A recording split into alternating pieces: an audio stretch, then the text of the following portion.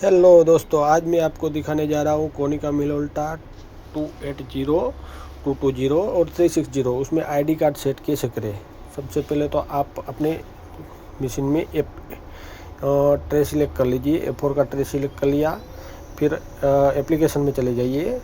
उसके बाद card shot का ऑप्शन आएगा, उसमें आप इधर एक्स में डालने का है 210। अभी इसमें 210 डालिए और नीचे एक आपको डालना है 150 और एक बार 0 और फुल जूम में जाके आपको एक्स ऑन कर देना है और ओके करना है। ओके करने का है, फिर आप बेसिक में चले आइए। अगर आपको ज़रूरत है लाइट डार्क करने का तो पहले से ये लाइट डार्क में आप सेटिंग कर सकते हो। फिर ये हो गया। फिर उसके बाद आप मोड मेमोरी में चले जाइए। उसके बाद ये न्यू में जाके रजिस्ट्रेशन कीजिए। उसमें आईडी कार्ड लिख दीजिए।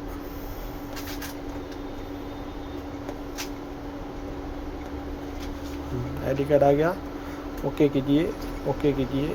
उसके बाद यूटिलिटी का बटन दबाओ, यूज़र सेटिंग में जाओ, कस्टम एंड डिस्प्ले सेटिंग में चले जाइए।